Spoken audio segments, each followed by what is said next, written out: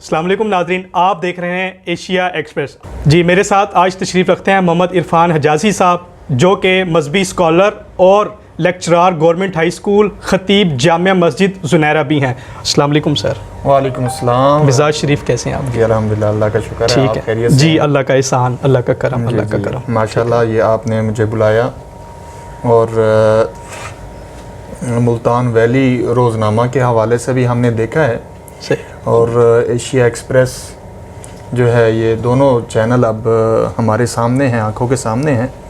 صحافت کا دنیا کے اندر بہت عظیم رول ہے، جس کے ذریعے قوموں کو ہم نے بگڑتے بھی دیکھا ہے، بنتے بھی دیکھا ہے، اور کسی بھی قوم کے اندر ان کے مزاج کے اندر صحافت کا ایک عظیم کردار ہوتا ہے۔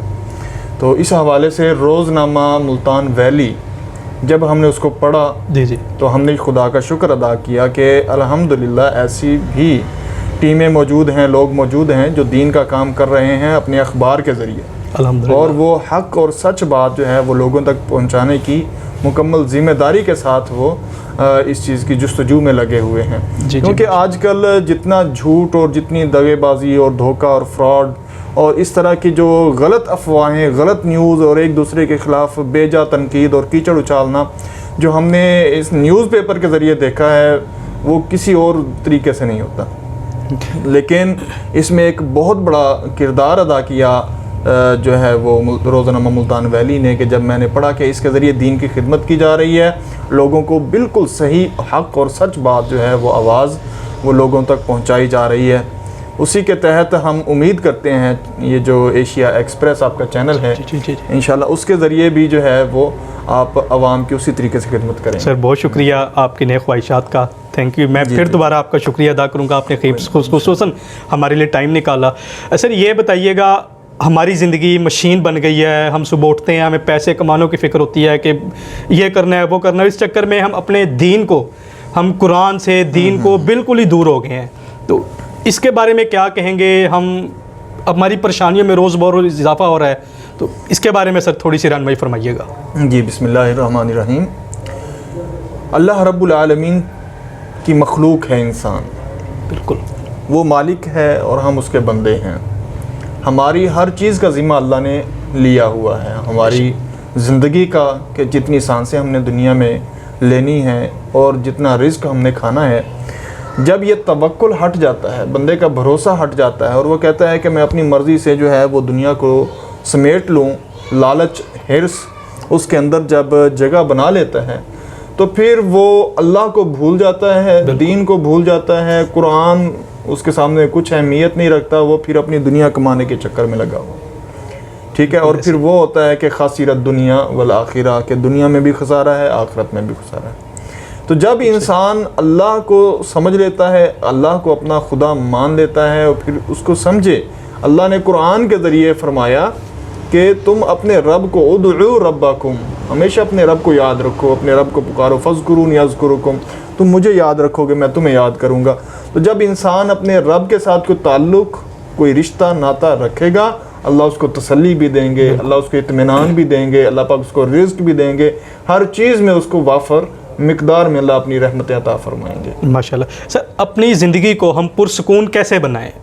کس طرح سے ہم اپنی زندگی کو ایسے دلی اور ذہنی طور پر اطمینان آ جائے ہمیں؟ جی بسم اللہ۔ پہلے بھی میں نے یہی ذکر کیا جی کہ جب بندہ اللہ سے کٹے گا، دین سے کٹے گا، قرآن سے کٹے گا، تو پھر وہ دور ہی ہوتا چلا جائے گا اللہ کی رحمت سے، اور جب اللہ کی رحمت نہیں ہوگی تو وہ انسان اپنے آپ کو لاچار محسوس کرے گا، مایوس ہو جائے گا، اور وہ اپنے آپ کو ہمیشہ بے چین، بے قرار، پریشان، مضطرب محسوس کرے گا، کیونکہ رب کی رحمت اس سے روٹ چکی ہے۔ اس کا سب سے آسان طریقہ یہ ہے کہ اپنے رب کو منایا جائے، اللہ سے لو لگائی جائے، دین سے لو لگائی جائے، قرآن سے لو لگائی جائے، اور اس کے مطابق عمل کیا جائے، ٹھیک ہے۔ صرف اللہ اللہ کر لینے سے اور تسبیح پکڑ کے جو ہے وہ اس کے اوپر صرف ہم سبحان اللہ کرتے رہیں، لیکن دھوکے دیتے رہیں عوام کو، لوٹ مار کرتے رہیں، یا پھر انسانوں کی ہم خیر خواہی نہ چاہیں، تو اس طریقے سے کبھی بھی ہمیں دنیا کے اندر اطمینان نہیں حاصل ہو سکتا، نہ سکون قلبی اور نہ ذہنی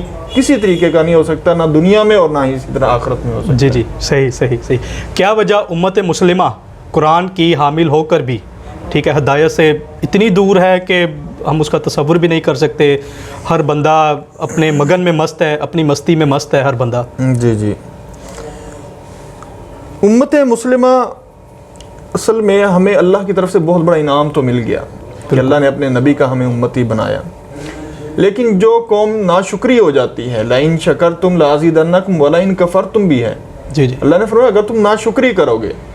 ناشکری کیا ہے؟ ہم اس چیز کو نہیں سمجھتے کہ ہم صبح ایک ناشتہ کرتے ہیں تو ہم کیا کرتے ہیں؟ اللہ تیرا شکر ہے تو نے ہمیں کھلایا پلایا. پانی کا گھونٹ بھرتے ہیں، اللہ تیرا شکر ہے. کئی لوگ کرتے ہیں، کئی نہیں بھی کرتے.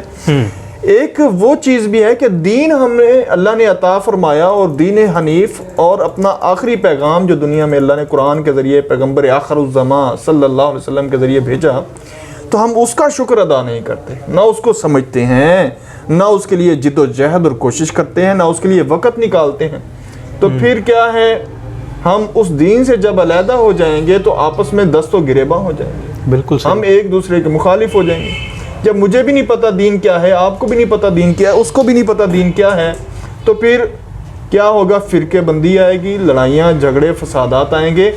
جبکہ قرآن کو جب پڑھیں گے ہم تو اللہ نے فرمایا ان ھذا القرآن یہدی للتی ہی اقوم، کہ قرآن تو ایک ہی رہنمائی فرماتا ہے، مضبوط رہنمائی فرماتا ہے اور سیدھے راستے کی رہنمائی فرماتا ہے. بالکل ایسے، بالکل ایسے. تو جب قرآن کی طرف ہم آئیں گے ہمارے اختلافات دور ہوتے چلے جائیں. بالکل صحیح. نبی مکرم صلی اللہ علیہ وسلم نے تو یہود و نصارہ کو بھی کہا تعالوا الی کلمۃ سواء بیننا و بینکم، قرآن کی طرف آؤ، ہمارے اختلافات دور ہو جائیں گے. کیونکہ اللہ کو تم بھی مانتے ہو، ہم بھی مانتے ہیں، پیغمبروں کو تم بھی مانتے ہو، ہم بھی مانتے ہیں. بھئی یہودیوں کو، عیسائیوں کو دعوت دی جا سکتی ہے، تم مسلمان کیوں نہیں قرآن پہ اکٹھا ہو سکتے؟ بالکل صحیح بات، بالکل صحیح بات، بالکل صحیح بات. سر کشمیر کے حوالے سے کیا کہیں گے؟ کشمیر میں جو ظلم و ستم بڑھتا جا رہا ہے مودی سرکار کا مقبوضہ کشمیر میں، اس کے حوالے سے یہ دنیا کیا ہم پر جہاد فرض ہو چکا ہے یا ہمیں کچھ کیا کرنا چاہیے ہمیں اس کے لیے؟ جی اس وقت جو ہے پوری دنیا کے اندر بہت سے جگہوں پہ مسلمانوں پہ جو ظلم و ستم ڈھایا جا رہا ہے، اس کی وجہ صرف یہ ہے کہ یہ اللہ کے ماننے والے ہیں اور یہ دنیا کے اندر دین کو قائم کرنے کی جد و جہد کرنے والے ہیں. جی بالکل. جیسے نبی مکرم صلی اللہ علیہ وسلم جب مکہ مکرمہ میں تشریف لائے اور آپ علیہ الصلوۃ والسلام مبعوث ہوئے، آپ نے اعلان نبوت فرما دیا. آپ نے فرمایا قولوا لا الہ الا اللہ تفلحوا تملکوا العرب والعجم. آپ نے تو دعوت دی ان کو کہ تم لا الہ الا اللہ پڑھو، تم کامیاب ہو جاؤ گے. بالکل ایسے ہی. لیکن اسی وقت مشرکین مکہ پھٹ پڑے اور وہ کہنے لگے کہ کیا آپ نے ہمیں اسی لیے بلایا تھا کہ ہم اپنے معبودوں کو، اپنے آباء و اجداد کے دین کو چھوڑ دیں؟ تو اس وقت سے انہوں نے دشمنی اختیار کر لی. ان کو پتہ تھا کہ اس سے ہماری روزی روٹی بند ہو جائے گی، ہمارے جو کھلے ہوئے ہیں کھابے کھلے ہوئے ہیں وہ بند ہو جائیں گے، ہماری نظر و نیازیں بند ہو جائیں گی، ہمارے بت خانے بند ہو جائیں گے، اور ساری انڈسٹری ہماری جو بتوں پہ چل رہی ہے، کھانا پینا چل رہا ہے، ہمارے جو ہیں وہ سب کے سب چودراہٹیں، وہ وڈیریاں، وہ سرداریاں ساری ختم ہو جائیں گی. بالکل. تو آج بھی صرف ہو بہو وہی چیز ہے کہ جو اہل کفر ہے وہ اہل ایمان سے اسی لیے ڈرتا ہے کہ اگر یہ ایمان والے غالب آ جائیں، ایمان والوں کو سکون میسر ہو جائے تو یہ پوری دنیا کو مسلمان کر دیں گے. بالکل ایسے. کیونکہ حق بات ہے، وہ اپنے آپ کو حق منوا لیتی ہے. آج بھی یورپ اسی لیے فکر مند ہے کہ یورپ میں سب سے زیادہ دین اسلام پھیل رہا ہے. بالکل ایسے. عیسائیت فکر میں ہے، یہودیت فکر میں ہے، اسی طریقے سے ہندومت فکر میں ہے. بالکل ایسے. آج مودی کیوں نعرہ لگوا رہا ہے جے ہند کا؟ کس لیے وہ نعرہ لگوا رہا ہے کہ شنکر کا، وہ جو اپنے معبودوں کا؟ وہ اسی لیے کہ وہ کہتے ہیں کہ یہاں پہ مسلمان، محترم ماشاءاللہ ہمارے ڈاکٹر ذاکر نائک بھی وہاں کام کر چکے ہیں، کہ بہت تیزی سے اسلام پھیلا، بہت تیزی سے.